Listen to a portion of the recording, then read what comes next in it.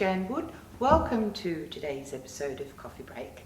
And today I'm here in Marrickville at a very, very interesting place.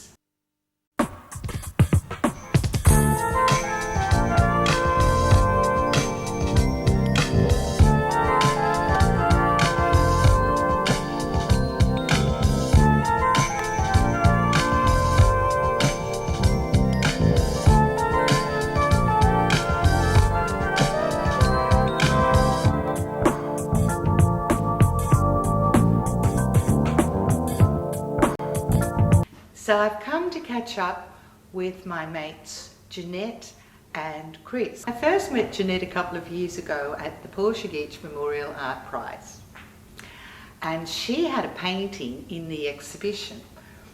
It was a painting of Jude Ray, and Jude Ray actually won the Portuguese Memorial Art Prize that year. Anyway, I love Jeanette's portraits, and she invited me around to her studio. So since then, I've regularly popped in to catch up with Jeanette and Chris. So I hope you enjoy today's program. So this is a painting about Ewan McLeod, and Ewan McLeod is a very famous Australian painter.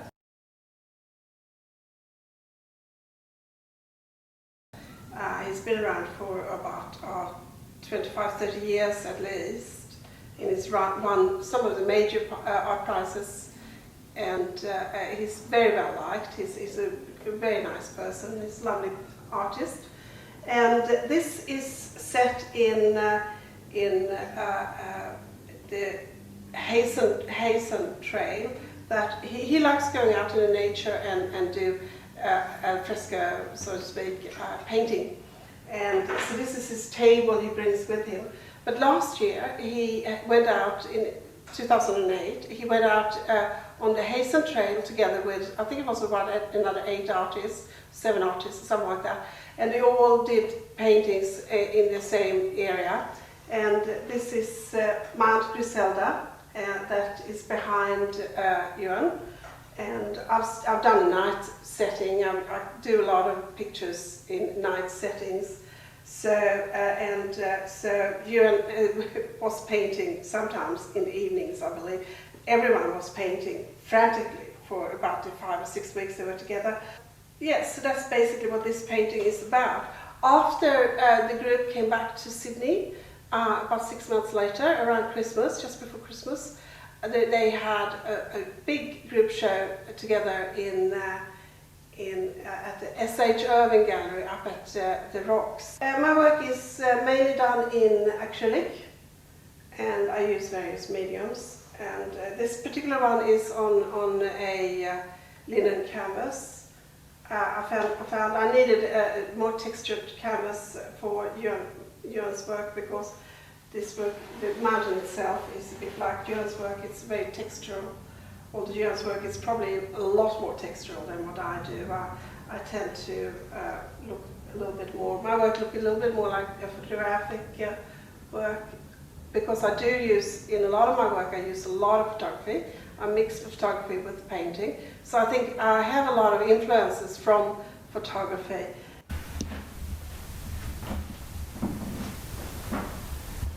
This painting here is of my Long. My Long is she's half, her father is Vietnamese and her mother is New Zealand or Australian. Anyway, she was born in New Zealand, and then the family moved here to Australia. Now I make these papier-mâché dogs. This here. And because they are made out of papier-mâché, I decided I wanted to use photographic digital prints that I made myself. I took the photos and I printed them myself in the painting. So this is an example of where I'm mixing the mediums, painting and photography. Now, Mai had a controversial happening a couple of years ago, where she had this dog in particular actually had, it's got the Vietnamese flag here on its tail, and that became very, it offended a lot of Vietnamese people, and there was a big blow up about that. Anyway, so what happened was at the beginning of this year, she had a ceremonial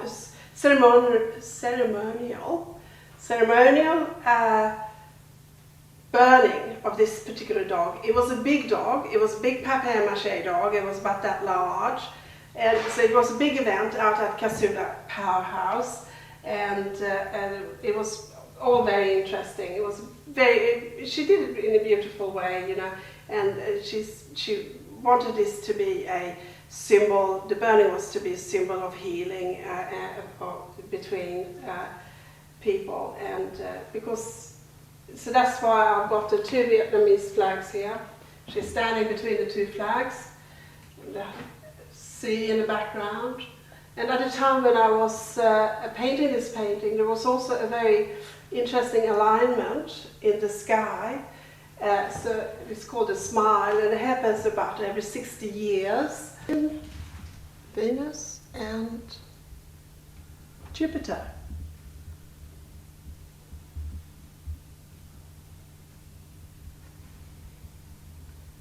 And it's jokingly called, that alignment, it's jokingly called the smile that will light up the sky. And in my last paintings, for the past 10 years approximately, I tend to do, whenever I do landscapes, I also do a very large sky that usually goes up into the universe and includes a lot of stars and other star constellations and stuff like that. So this is an example of that. And well, here we got Marlon, a beautiful artist and a beautiful woman. She's a very good artist. She's been very popular in the last few years. She's become quite well known.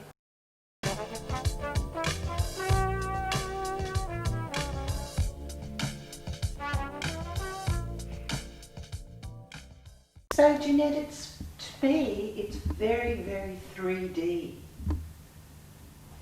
Yes, that's something I really like about doing painting. I like that fact that you can, you're playing with the surface in such a way, so from a 2D surface you're creating it three-dimensional. I like that magic. I always have liked that magic. It's made to look a bit like there is a lace hanging over.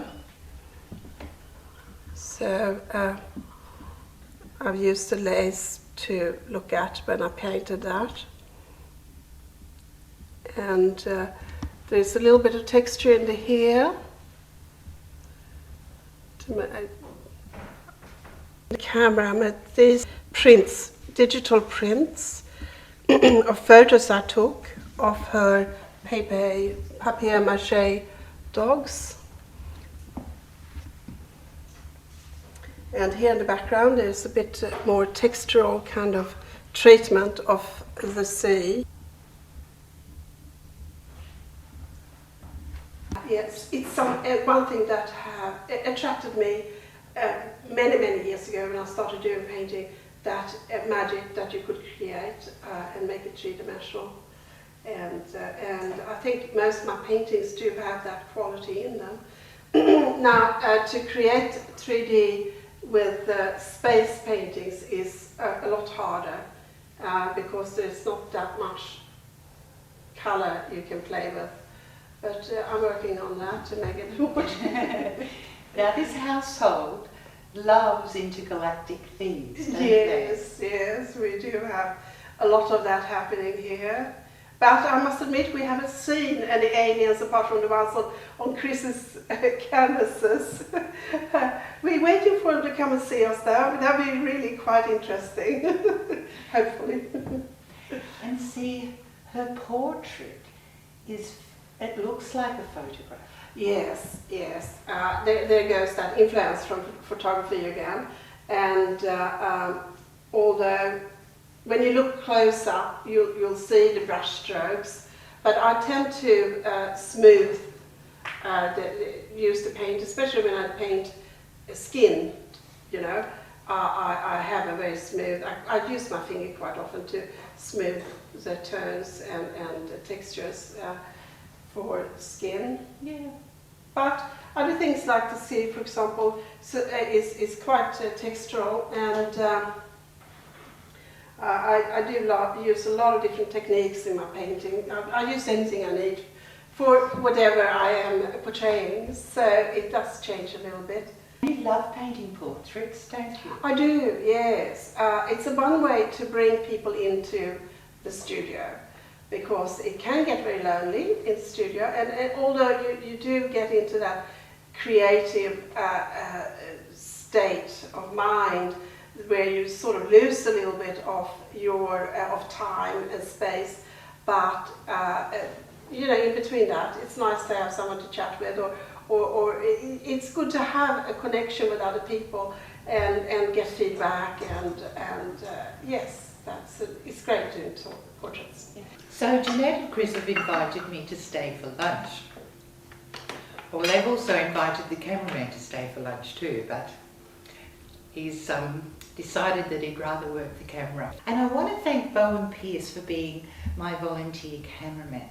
It's been wonderful. The fact that I can make a TV show while I sit here and eat and chat, to me this is luxury. So I just want to thank you, Bowen, for your time. Jeanette, this is delicious. Oh, thank you. Well, we're very lucky to live here in Markwell, where we have so many different kind of yummy ethnic foods of different sorts. So how long have you lived in Marysville? 2 years now, I think. Big five. So Jeanette, how old were you when you came to Australia from Sweden? I was in my 20s, and I'd done a little bit of travelling before I came here. I had lived in America, in New York, and lived in Paris, and I did a backpackers tour to come over to Australia. I travelled with a Swedish friend of mine who already had been in Australia before, so he had inspired me to come here, and we thought we'd do the backpacking, which took about 8 months or so, stopping over here and there, which was wonderful. When I came to Australia, I absolutely fell in love with the place. I thought the climate, of course, is absolutely beautiful, and the people are fantastic, very easygoing, and Sydney is such a beautiful city. It's hard not to like the place. This one particularly started out when, you know, I've always imagined that, you know, we'd discover another incredible Earth-like planet somewhere and there was a civilization there. And I imagined these artefacts which we could bring back from an archaeological dig on this planet. And these are the artefacts. They're kind of like flint knives in drag or something, you know, sort of.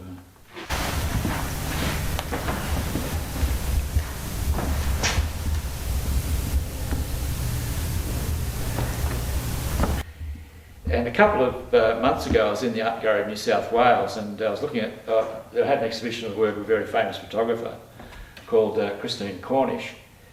And it's sort of like, it was like a time trip, because I went straight back, because Christine Cornish 30 years ago had done a whole series of photographs of objects I'd made similar to this.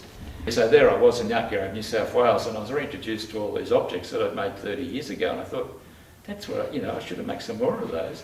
So this thing here is this art of a sort of an alien temple that's coming out of the Red Desert. So Chris, this is an alien temple that you're in the middle building. Yeah, that's right. I'm right in the middle of it. It's kind of based on a ziggurat, but it's going to have much more sort of unearthly features. And this is part of a whole long, very long project of building a whole alien city, which will go with the artefacts we were talking about before. This is another one of the things that's going in the alien city, which is sort of a minaret shape. Does that go on the top? No, it could, but already this is too big to move. I couldn't get this out the door. I had to take the top off, So God knows where it's going to go after that. It's quite amazing. Yeah, and well, hang on, what's it made of? Paper mache. It's all recycled materials. This is recycled foam core from reverse garbage. This is all paper mache, and I'm making paper mache bricks from I make these moulds and then I make the paper mache bricks. Cool. Yeah.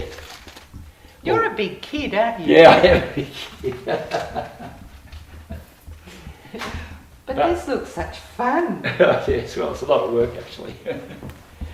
Yeah, and you know, because I've got to make up big vats of paper mache, so I've got to collect all the newspaper. I've known Chris now for 2 years, and he is absolutely fascinated by aliens.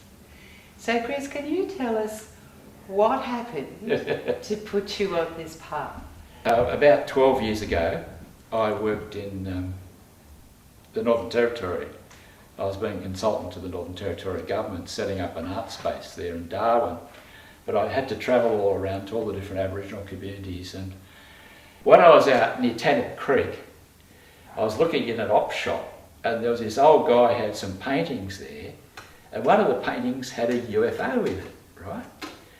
And I asked him about it. He said, yes, there's thousands of UFOs out here in the desert. You just got to look for them, you know, or keep an open mind. And since then, lots of people have had experiences out there, so it's definitely a hot spot for UFOs around Alice Springs, Tennant Creek in the dead centre. When I came back to Sydney, mainly to look after my mother who was very ill, I joined the UFO Research Organisation, and they were in a bit of a nadir, you know, they were sort of falling membership and stuff like that, so I helped a few people get it back on its feet again by promoting it and talking about it and stuff like that. So.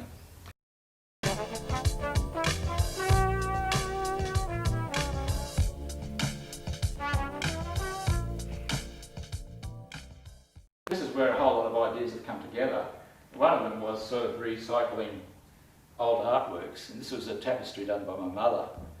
And this is a painting called Invasion. It's all about the concept of how Europeans came to Australia.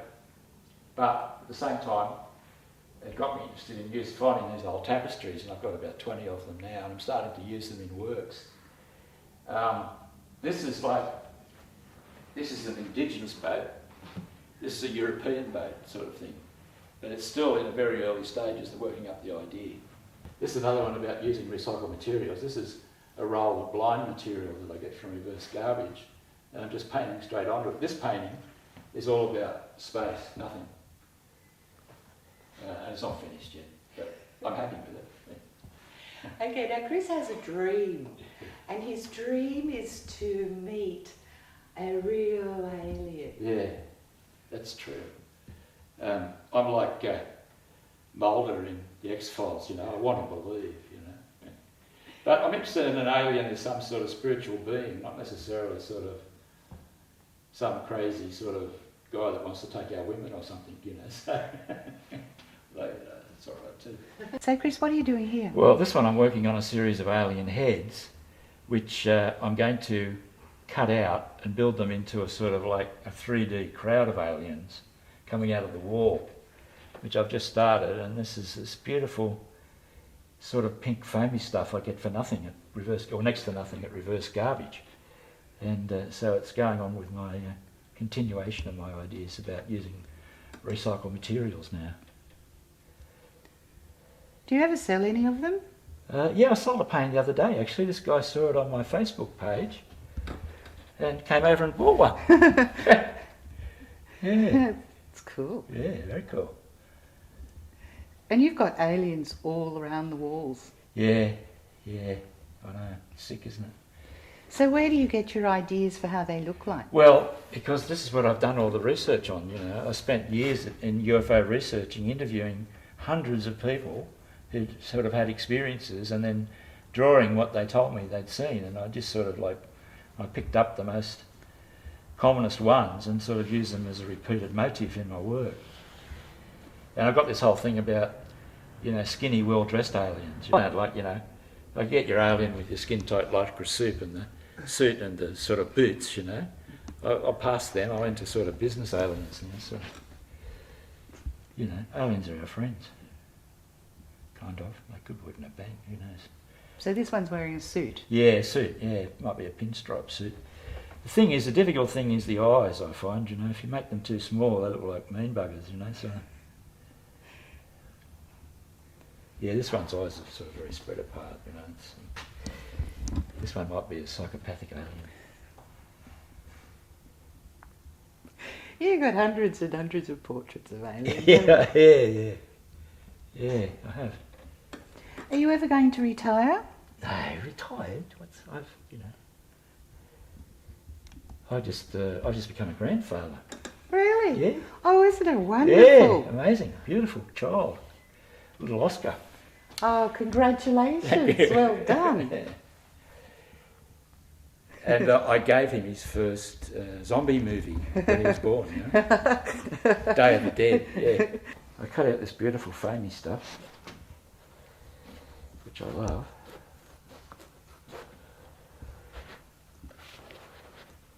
So, Chris, when did you become an artist? Well, I started, my mother was a famous pianist, and she made me have piano lessons from at the age of 4. And I hated the piano. I hated it. Anyway, I kept with it till I was 10 and had all these exams at the Eisteddfod. You know the Eisteddfod? The old Eisteddfod? Yeah. Well, you go there and you're locked in this corridor, right? And a door opens and a little boy comes out crying, you know, and you're going in there next. You're the next one, you know, for your piano test. Anyway, a friend of hers said, well, maybe he doesn't want to be a musician, dear. Maybe he wants to be an artist. And she gave me a set of paints, and she was a bit of a eccentric. She used to go out every weekend doing landscapes, and she took me with her. And I did a painting, and I sent it into, I think I was 11. I sent it into the ABC Radio Argonauts program, and it won first prize. So then I started having art lessons when I was about 12. And from the age of about 14, all I could think about was being an artist. I remember in high school, the last year of high school, I used to wag school and go up to the art school and pretend I was an art student, stand around, you know. So You have a fine art degree, don't you? 3, yeah. 3? Yeah, 3. I've seen some of your more traditional paintings, and Yeah. they're really lovely. Yeah. Look, my problem is I can't get a gallery because everything I do is so bloody experimental, you know. So. Oh. Yes, I cut that out. You were talking about your art degrees. Oh, yeah. Well, when I first went to art school, by the time I got to art school, I thought I knew it all. And I was very rude to the lecturers and, you know, that kind of thing. So they failed me in every subject my first year. So I had to go and do every subject again at night before they let me come back. So I learned a lot there. So it's going to be like a third-dimensional hanging sculpture when it's finished. I've set up this foundation called the Universe Foundation, which is my email thing. But basically, I have a sort of manifesto written out, and it's a foundation devoted to bringing understanding between Earthlings and aliens. So you're president of the foundation. Yeah, the Universe Foundation. Yeah. So if anyone has an alien experience and they need a consultant on how to handle the situation, Yes. you're the man. I'm the man, and I can put them in touch with a range of experts who can help them. Okay, and you also have a machine you've invented, haven't you? I have. I've invented. My first machine for talking to aliens. I've just finished my 4th machine for talking to aliens, which I think was the best. But a lot of people found it a bit strange.